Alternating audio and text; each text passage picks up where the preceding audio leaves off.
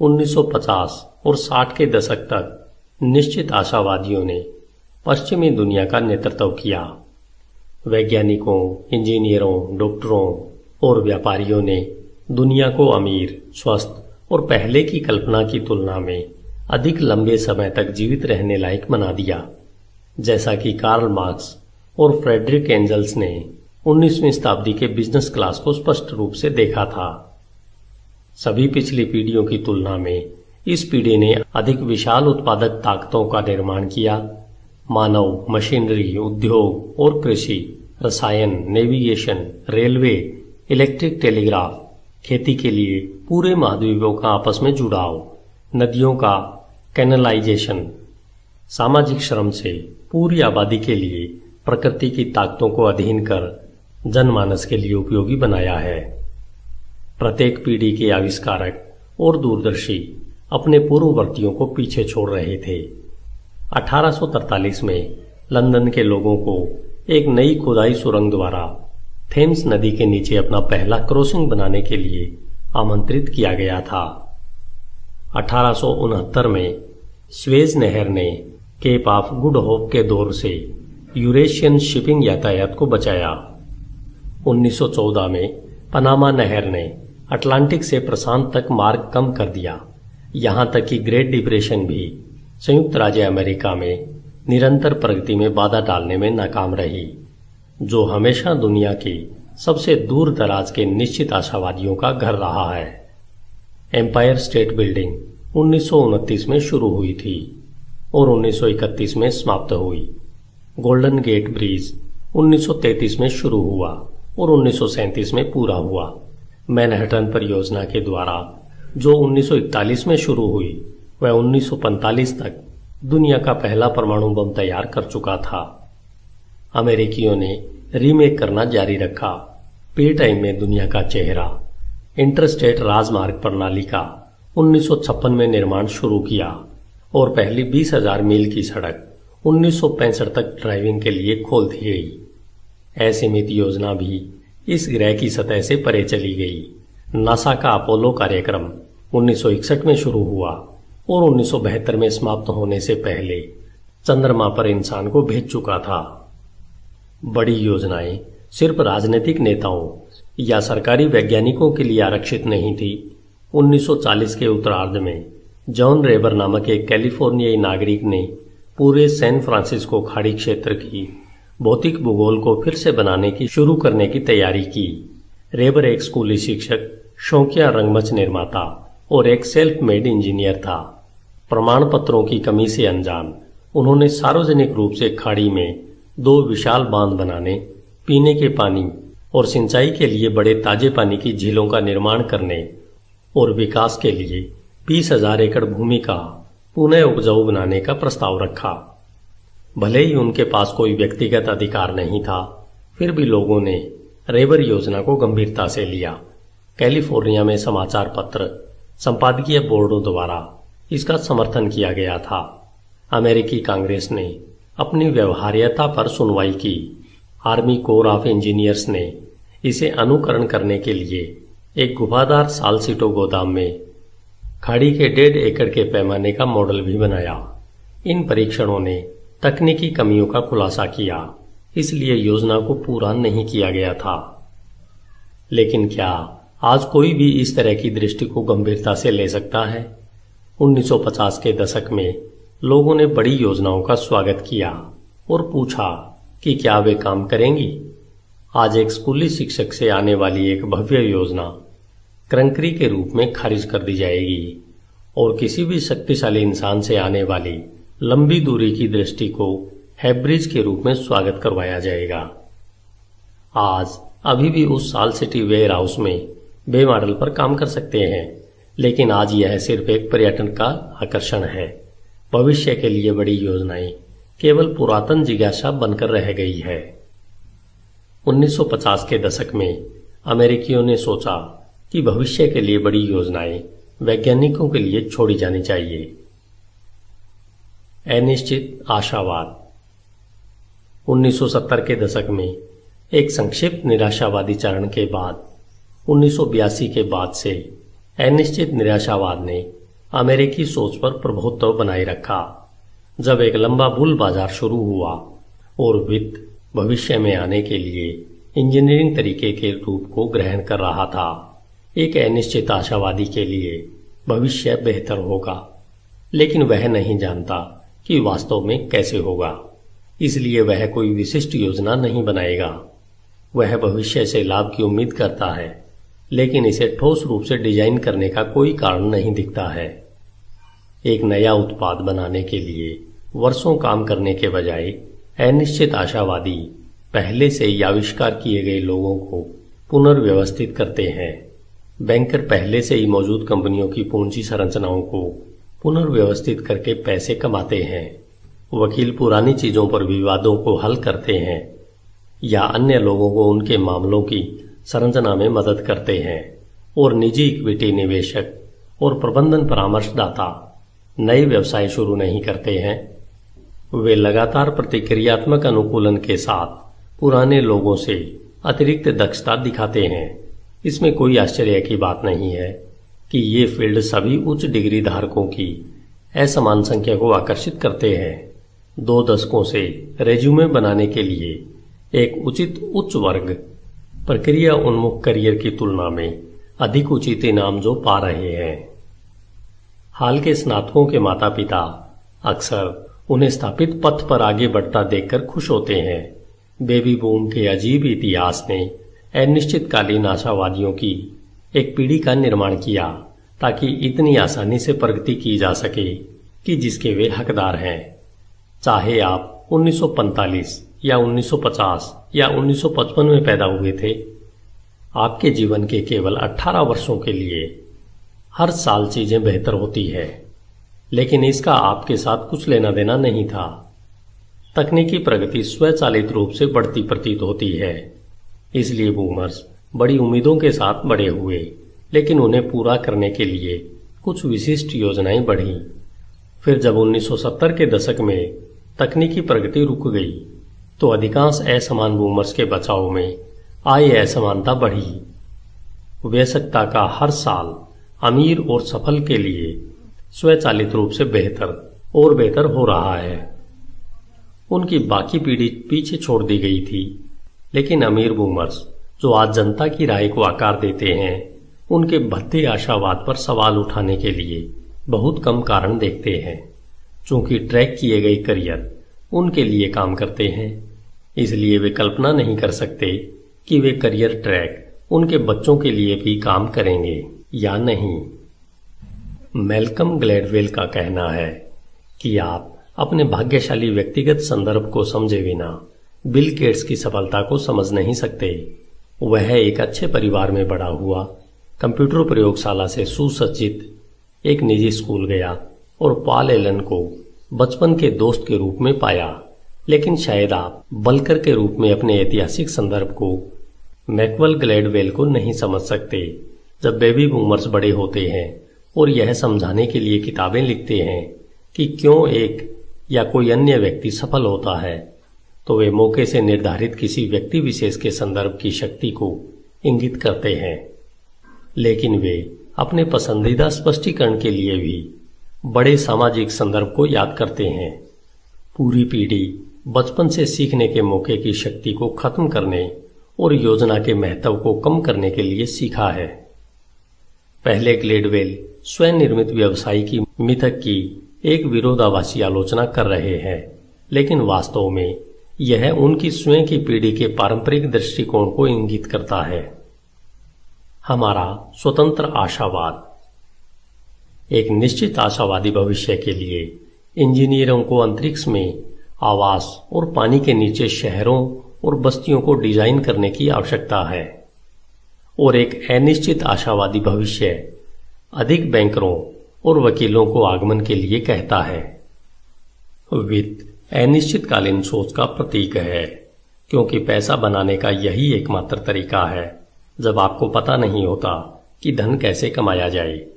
अगर वे law school नहीं जाते हैं तो ब्राइट कॉलेज के स्नातक वॉल स्ट्रीट जाते हैं, क्योंकि उनके पास करियर के लिए कोई वास्तविक योजना नहीं है। और एक बार जब वे गोल्डमैन पहुंचे तो उन्हें पता चला कि वित्त के अंदर भी सब कुछ अनिश्चित है। यह अभी भी आशावादी है। यदि आप हारने की उम्मीद करते हैं तो आप बाजारों में नहीं खेलेंगे, लेकिन मौलिक सिद्धांत यह है कि बाजार समझ से परे है। आप कुछ विशिष्ट या वास्तविक नहीं जान सकते। ऐसी स्थिति में विविधीकरण बेहद महत्वपूर्ण हो जाता है। वित्त की अनिश्चितता विचित्र हो सकती है। इस बारे में सोचें कि सफल उद्यमी जब अपनी कंपनी को बेचते हैं तो उस समय क्या होता है, वे पैसे के साथ क्या करते हैं। यह वित्तीय दुनिया में इस तरह दिखता है। संस्थापकों को यह पता नहीं होता कि अब इसके साथ क्या करना है, इसलिए वे इसे एक बड़े बैंक को दे देते हैं। बैंकरों को यह पता नहीं होता कि इसके साथ क्या करना है, इसलिए वे इसे संस्थागत निवेशकों के पोर्टफोलियो में डाइवर्सिफाई कर फैलाते हैं। संस्थागत निवेशकों को पता नहीं है कि उनकी इस पूंजी के साथ क्या करना है, इसलिए वे स्टॉक के पोर्टफोलियो को डाइवर्सिफाई करते हैं। कंपनियां फ्री कैश फ्लो उत्पन्न करने के लिए अपनी शेयर कीमत बढ़ाने की कोशिश करती है। वे लाभांश जारी करते हैं और शेयर वापस खरीदते हैं और इसी चक्र को दोहराते हैं। किसी भी समय श्रृंखला में किसी को भी पता नहीं है कि असली अर्थव्यवस्था में पैसे के साथ क्या करना है, लेकिन एक अनिश्चित दुनिया में लोग वास्तव में असीमित विकल्प पसंद करते हैं। आप जो कर सकते हैं धन उससे अधिक मूल्यवान है। पैसा केवल निश्चित भविष्य ही पैसे को खत्म करने का साधन होता है, यह खुद खत्म नहीं होता। अनिश्चित राजनीति। पहले राजनेता चुनाव के समय आधिकारिक तौर पर जनता से जुड़ते थे, लेकिन आज वे हर पल जनता के विचारों से जुड़े होते हैं। आधुनिक मतदान से राजनेताओं को अपनी छवि को पूर्ववर्ती सार्वजनिक राय से मेल खाने में सक्षम बनाता है, इसलिए अधिकांश ऐसा ही करते हैं। नाट सिल्वर की चुनाव भविष्यवाणियां उल्लेखनीय रूप से सटीक हैं, लेकिन यह भी उल्लेखनीय है कि अब हर 4 साल में कितनी बड़ी कहानी बनती है। इस बारे में सांख्यिकीय भविष्यवाणियों से हम सब और अधिक प्रभावित हुए हैं कि देश अब 10 या 20 साल की तरह दिखने के बारे में दूरदर्शी भविष्यवाणियों के मुकाबले सप्ताहों में सोच रहा है। और यह सिर्फ चुनावी प्रक्रिया नहीं है, सरकार का चरित्र भी बहुत अनिश्चित हो गया है। सरकार परमाणु हथियार और चंद्र अन्वेषण जैसी समस्याओं के जटिल समाधानों का समन्वय करने में सक्षम होती थी, लेकिन आज अनिश्चित काल के 40 वर्षों बाद सरकार मुख्य रूप से बीमा करती है, बड़ी समस्याओं के समाधान, चिकित्सा, सामाजिक सुरक्षा और अन्य हस्तांतरण भुगतान कार्यक्रमों को आगे बढ़ाती है। इसमें कोई आश्चर्य की बात नहीं है कि 1975 से एंटाइटलमेंट खर्च हर साल विवेकपूर्ण खर्च किया है। विवेकपूर्ण खर्च बढ़ाने के लिए हमें विशिष्ट समस्याओं को हल करने के लिए निश्चित योजनाओं की आवश्यकता होगी, लेकिन एंटाइटलमेंट खर्च के अनिश्चित तर्क के अनुसार चीजों को बेहतर बनाने के लिए हम ज्यादा खर्च कर रहे हैं। अनिश्चितकालीन दर्शन। आप सिर्फ राजनीति में ही नहीं बल्कि राजनीतिक दार्शनिकों के विचारों के अनिश्चितकालीन दृष्टिकोण में देख सकते हैं, जिनके विचार लेफ्ट और राइट दोनों तरह के ही हैं। प्राचीन दुनिया का दर्शन निराशावादी था। प्लेटो, अरिस्टोटल, एपिक्यूरस और ल्यूक्रेटिस सभी ने मानव क्षमता पर सख्त सीमाएं स्वीकार की। एकमात्र सवाल यह था कि हमारे दुखद भाग्य का सामना कैसे किया जाए। आधुनिक दार्शनिक ज्यादातर आशावादी थे। दाईं ओर हर्बर्ट स्पेंसर से केंद्र में हेगल और बाईं ओर मार्क्स तक 19वीं शताब्दी में प्रगति के विश्वास को साझा किया गया। इन विचारकों ने भौतिक रूप से बेहतर तरीके से मानव जीवन को बदलने के लिए भौतिक प्रगति की उम्मीद की। वे निश्चित आशावादी थे। 20वीं शताब्दी के उत्तरार्ध में अनिश्चितकालीन दर्शन सामने आए। 2 प्रमुख राजनीतिक विचारक जॉन रॉल्स और रॉबर्ट नोजिक को आमतौर पर कठोर विरोधी के रूप में देखा जाता है। समानतावादी बाईं ओर रावल निष्पक्षता और वितरण के प्रश्नों से चिंतित थे। स्वतंत्रतावादी अधिकार पर नोजिक ने व्यक्तिगत आजादी को अधिकतम करने पर ध्यान केंद्रित किया। वे दोनों मानते थे कि लोग शांति से एक दूसरे के साथ मिल सकते हैं, इसलिए पूर्वजों के विपरीत वे आशावादी थे। लेकिन स्पेंसर या मार्क के विपरीत राल्स और नोजिक अनिश्चित आशावादी थे। उनके पास भविष्य का कोई विशिष्ट दृष्टिकोण नहीं था। उनकी अनिश्चितता के विभिन्न रूप थे। रावल ने अज्ञानता के घूंघट के साथ न्याय का सिद्धांत शुरू किया। निष्पक्ष राजनीतिक तर्क दुनिया के ज्ञान के साथ किसी के लिए असंभव माना जाता है, क्योंकि यह ठोस रूप से मौजूद है। अद्वितीय लोगों और वास्तविक टेक्नोलॉजी की हमारी वास्तविक दुनिया को बदलने की कोशिश करने के बजाय राल्स ने निष्पक्षता के साथ अंतर्निहित स्थिर समाज के बारे में कल्पना बहुत गतिशीलता के साथ की। नोजिक ने राल्स की पैटर्न अवधारणा का विरोध किया। नोजिक के लिए किसी भी स्वैच्छिक विनिमय की अनुमति दी जानी चाहिए और कोई सामाजिक पैटर्न रखरखाव उचित ठहराने के लिए पर्याप्त नहीं हो सकता। राल्स की तुलना में अच्छे समाज के बारे में उनके पास कोई ठोस विचार नहीं था। दोनों ने प्रक्रिया पर ध्यान केंद्रित किया। आज हम बाएं उत्तरदायी, समानतावाद और उदारवादी व्यक्तित्व के बीच मतभेदों को अतिरंजित करते हैं, क्योंकि लगभग हर कोई अपना सामान्य अनिश्चित दृष्टिकोण रखता है।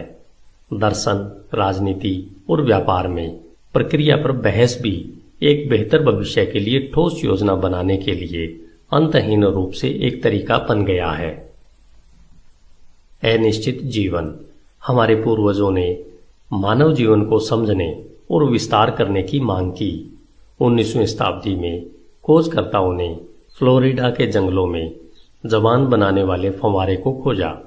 फ्रांसिस बेकन ने लिखा था कि जीवन की लंबाई को एक महान दवा की शाखा माना जाना चाहिए। 1960 के दशक में रॉबर्ट बायल ने विज्ञान के भविष्य के लिए जवान रहने के रहस्य पर अपनी प्रसिद्ध सारणी को जनता के सामने रखा। चाहे भौगोलिक अन्वेषण या प्रयोगशाला अनुसंधान के माध्यम से पुनर्जागरण के सर्वोत्तम काल में मृत्यु के बारे में सोचा गया था। हमने अभी तक जीवन के रहस्यों को उजागर नहीं किया है, लेकिन 19वीं शताब्दी में बीमाकर्ताओं और सांख्यिकी विदों ने सफलतापूर्वक मृत्यु के बारे में एक रहस्य प्रकट किया, जो आज भी हमारी सोच को नियंत्रित करता है। उन्होंने पाया कि इसे गणितीय संभावनाओं में कैसे व्यक्त किया जाए। मोर्टेलिटी चार्ट यानी जीवन सारणी हमें किसी दिए गए वर्ष में मरने की हमारी संभावना बताती है। पिछली पीढ़ियों को इसके बारे में कुछ नहीं पता था। हालांकि बेहतर बीमा अनुबंधों के बदले में हमने दीर्घायु के बारे में रहस्यों की खोज छोड़ दी है। मानव जीवन काल की वर्तमान श्रृंखला के व्यवस्थित ज्ञान की यह सीमा प्राकृतिक प्रतीत होती है। आज हमारे समाज को दोनों विचारों से पार जाना है कि मृत्यु दोनों अपरिहार्य और अनिश्चित है। इस बीच जीव विज्ञान के एजेंडों को आकार देने के लिए अनेक संभव दृष्टिकोण आ गए हैं। 1928 में स्कॉटिश वैज्ञानिक अलेक्जेंडर फ्लेमिंग ने पाया कि एक रहस्यमय जीवाणुरोधी कवक एक पेट्री डिश पर उगाया गया था, जो वह अपनी प्रयोगशाला में रखना भूल गए थे। उसने दुर्घटनावश पेनिसिलिन की खोज की। वैज्ञानिकों ने तब से मौके की शक्ति का उपयोग करने की मांग की।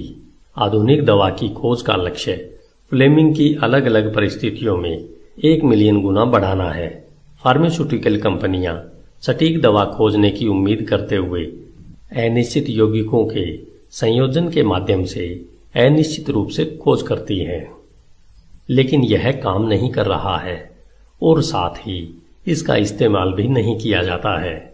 पिछली 2 शताब्दियों में नाटकीय प्रगति के बावजूद हाल के दशकों में बायोटेक्नोलॉजी ने निवेशकों या मरीजों की अपेक्षाओं को पूरा नहीं किया है। नई दवाओं की संख्या से अधिक सूचना प्रौद्योगिकी पहले से कहीं अधिक तेजी से बढ़ी है। आज बायोटेक के लिए बड़ा सवाल यह है कि क्या यह कभी भी इसी तरह की प्रगति करेगा। बायोटेक स्टार्टअप अनिश्चितकालीन सोच का एक बड़ा उदाहरण है। शोधकर्ता उन चीजों के साथ प्रयोग करते हैं जो शरीर के सिस्टम के जैसे काम करते हैं। इस बारे में निश्चित सिद्धांतों को परिष्कृत करने के बजाय उन्हीं पर काम करते हैं। जीव विज्ञानी कहते हैं कि उन्हें इस तरह से काम करने की आवश्यकता है क्योंकि आंतरिक जीव विज्ञान कठिन है। उनके अनुसार आईटी स्टार्टअप काम करते हैं क्योंकि हमने कंप्यूटर स्वयं बनाया है और उन्हें विश्वसनीय रूप से हमारे आदेशों का पालन करने के लिए डिजाइन किया गया है। बायोटेक मुश्किल है क्योंकि हमने अपने शरीर को डिजाइन नहीं किया है और जितना अधिक हम उनके बारे में सीखते हैं उतना अधिक वे जटिल होते जाते हैं। लेकिन आज यह आश्चर्य करना संभव है कि जीव विज्ञान की वास्तविक कठिनाई बायोटेक स्टार्टअप के लिए सामान्य रूप से व्यापार के लिए अनिश्चित दृष्टिकोण के लिए बहाना बन गई है। इसमें शामिल अधिकांश लोग अंततः कुछ चीजों को काम करने की उम्मीद करते हैं, लेकिन कुछ सफलता के लिए जरूरी तीव्रता के स्तर के साथ एक विशिष्ट कंपनी बनाना चाहते हैं। यह उन प्रोफेसरों के साथ होता है जो अक्सर पूर्णकालिक कर्मचारियों के बजाय पार्ट टाइम सलाहकार बन जाते हैं। यहां तक कि अपने स्वयं के शोध से शुरू होने वाले बायोटेक स्टार्टअप के लिए भी। फिर हर कोई प्रोफेसरों के अनिश्चित दृष्टिकोण का अनुसरण करता है। स्वतंत्रतावादियों के लिए यह दावा करना आसान है कि भारी विनिमय बायोटेक को पीछे रखता है, लेकिन अनिश्चित आशावाद बायोटेक के भविष्य के लिए और भी बड़ी चुनौती पैदा कर सकता है। अनिश्चित आशावाद भी संभव है। हमारे अनिश्चितकालीन आशावादी निर्णय किस तरह का भविष्य बनाएंगे। यदि एक परिवार बचत कर रहा है तो कम से कम वह बाद में खर्च करने के लिए पैसे की उम्मीद तो कर सकता है, और यदि अमेरिकी कंपनियां निवेश कर रही हैं तो वे भविष्य में नई संपत्ति के पुरस्कारों का फायदा उठाने की उम्मीद कर सकते हैं। लेकिन अमेरिकी परिवार लगभग कुछ भी बचा रहे हैं और अमेरिकी कंपनियां नई परियोजनाओं में निवेश किए बिना अपने बैलेंस शीट में ढेर सारा धन इकट्ठा कर रही है क्योंकि उनके पास भविष्य के लिए कोई ठोस योजना नहीं है। भविष्य के अन्य 3 विचार काम कर सकते हैं। जब आप भविष्य में भविष्य का निर्माण करते हैं तो असीमित आशावाद काम करता है। असीमित निराशावाद निर्माण के द्वारा काम करता है जिसे किसी भी चीज की उम्मीद किए बिना कॉपी किया जा सकता है। अनिश्चित निराशावाद काम करता है क्योंकि यह आत्मनिर्भर है। यदि आप कम उम्मीदों के साथ एक स्केलर हैं, जो कि यह है, लेकिन अनिश्चित आशावाद स्वाभाविक रूप से असंभव प्रतीत होता है। अगर कोई इसके लिए योजना नहीं बनाता तो भविष्य बेहतर कैसे हो सकता है। असल में आधुनिक दुनिया में अधिकांश लोगों ने पहले से ही इस सवाल का जवाब सुना है। योजना के बिना प्रगति वह है जिसे हम विकास कहते हैं। डार्विन ने स्वयं लिखा था कि जीवन किसी भी व्यक्ति के इरादे के बिना प्रगति करता है। प्रत्येक जीवित चीज किसी अन्य जीव पर केवल एक अनिश्चित पुनरावृत्ति है और सर्वोत्तम पुनरावृत्तियां हमेशा जीतती हैं। डार्विन का सिद्धांत ट्रिलोबाइट्स और डायनासोर की उत्पत्ति को समझाता है, लेकिन क्या इसे डोमेन तक बढ़ाया जा सकता है जो बहुत दूर है? जैसे न्यूटनियन भौतिकी ब्लैक होल या बिग बैंग को समझा नहीं सकता। यह स्पष्ट नहीं है कि डार्विनियन जीव विज्ञान को एक बेहतर समाज बनाने या किसी नए व्यवसाय को कैसे तैयार करना है। यह समझना चाहिए। फिर भी हाल के वर्षों में डार्विनियन रूपक व्यापार में आम हो गए हैं। पत्रकार प्रतिस्पर्धी बाजार में कॉरपोरेट अस्तित्व के लिए प्रतियोगी पारिस्थितिक तंत्र में शब्दावली अस्तित्व का आकलन करते हैं। इसलिए डिजिटल डार्विनवाद, .com डार्विनवाद और क्लिक वेस्ट का उत्तरजीविता जैसे शीर्षक बन गए हैं। यहां तक कि इंजीनियरिंग संचालित सिलिकॉन घाटी में भी इस पल के बज़वर्ड एक छोटा स्टार्टअप बनाने के लिए कहते हैं जिसे हमेशा बदलते पर्यावरण के लिए अनुकूलित और विकसित कर सकते हैं। उद्यमियों को बताया जाएगा कि कुछ भी पहले से ही ज्ञात नहीं किया जा सकता है। हमें यह जानना चाहिए कि ग्राहक क्या चाहते हैं। वे न्यूनतम व्यवहार्य उत्पाद से अधिक कुछ नहीं बनाते हैं, और सफलता के लिए अपना रास्ता फिर से शुरू करते हैं। लेकिन छोटी शुरुआत एक प्रणाली है, लक्ष्य नहीं। पहले से मौजूद चीजों में छोटे बदलाव करना आपको स्थानीय अधिकतम ले जा सकता है, लेकिन यह आपको वैश्विक अधिकतम खोजने में मदद नहीं करेगा। आप एक ऐप का सबसे अच्छा संस्करण बना सकते हैं जो लोगों को अपने आईफोन से टॉयलेट पेपर ऑर्डर करने देता है, लेकिन एक बोल्ड प्लान के बिना पुनरावृत्ति आपको 0 से 1 तक नहीं ले जा पाएगा। यह कंपनी अनिश्चितकालीन आशावादी के लिए सबसे अजीब जगह है। आपको ऐसा करने की योजना के बिना अपने व्यवसाय को सफल होने की उम्मीद क्यों करनी चाहिए? डार्विनवाद अन्य संदर्भों में एक अच्छा सिद्धांत हो सकता है, लेकिन स्टार्टअप में बुद्धिमान डिजाइन सबसे अच्छा काम करता है। डिजाइन की वापसी। इस मौके पर डिजाइन को प्राथमिकता देने का क्या अर्थ होगा? आज अच्छी डिजाइन एक सौंदर्य अनिवार्यता है। यह सच है कि हर महान उद्यमी पहले और सबसे पहले एक डिजाइनर है। कोई भी जिसने आई डिवाइस या मैकबुक को देखा है, उसने दृश्य और अनुभवी पूर्णता के साथ स्टीव जॉब के जुनून का नतीजा महसूस किया है। लेकिन नौकरियों से सीखने के लिए सबसे महत्वपूर्ण सबक सौंदर्य शास्त्र से कोई लेना देना नहीं है। डिजाइन की गई सबसे बड़ी बात उसका व्यवसाय था। एप्पल ने नए उत्पादों को बनाने और प्रभावी ढंग से वितरित करने के लिए निश्चित बहुवर्षीय योजनाओं की कल्पना की और उन्हें लागू किया। न्यूनतम व्यवहार्य उत्पादों को भूल जाओ। जब से उन्होंने 1976 में एप्पल शुरू किया, जॉब्स ने देखा कि आप सावधानीपूर्वक योजना के माध्यम से दुनिया को बदल सकते हैं, न कि फोकस समूह प्रतिक्रिया को सुनकर या दूसरों की सफलताओं की नकल बनाकर। लंबी अवधि की योजना अक्सर हमारी अनिश्चितकालीन अल्पकालीन दुनिया द्वारा कम मूल्यांकन की जाती है। जब पहला आईपैड अक्टूबर 2001 में जारी किया गया था, तो उद्योग विश्लेषकों के द्वारा मैकिन्टोश को उपयोगकर्ताओं के लिए एक अच्छी सुविधा से अधिक नहीं देखा जा सकता था, जो दुनिया के बाकी हिस्सों में कोई फर्क नहीं डालेगा। जॉब्स ने आईपैड को पोर्टेबल पीसी उपकरणों की एक नई पीढ़ी की योजना बनाई, लेकिन अधिकांश लोगों के लिए यह रहस्य अदृश्य था। योजना की शक्ति निजी कंपनियों के मूल्यांकन की कठिनाई बताती है। जब एक बड़ी कंपनी सफल स्टार्टअप हासिल करने का प्रस्ताव देती है, तो यह लगभग हमेशा बहुत अधिक या बहुत कम प्रदान करती है। संस्थापक केवल तब बेचते हैं जब उनके पास कंपनी के लिए कोई ठोस दृष्टिकोण नहीं होता है। इस मामले में अधिग्रहणकर्ता शायद अधिक भुगतान करता है। मजबूत योजनाओं के साथ निश्चित संस्थापक बेचते नहीं है, जिसका मतलब है कि प्रस्ताव पर्याप्त नहीं था। जब याहू ने जुलाई 2006 में $1 बिलियन में फेसबुक को खरीदने की पेशकश की, तब मैंने सोचा कि हमें कम से कम इस पर विचार करना चाहिए। लेकिन मार्क जुबरकर बोर्ड की बैठक में चले गए और घोषणा की, ठीक है दोस्तों, यह सिर्फ एक औपचारिकता है, इसे 10 मिनट से अधिक समय नहीं लेना चाहिए। हम स्पष्ट रूप से इसे बेचने नहीं जा रहे हैं। मार्क ने देखा कि वह कंपनी को कहां ले जा सकता है, लेकिन याहू ऐसा नहीं कर पाया। एक अच्छी निश्चित योजना वाले व्यवसाय को हमेशा ऐसी दुनिया में कम आंका जाता है जहां लोग भविष्य को अनिश्चित रूप से देखते हैं।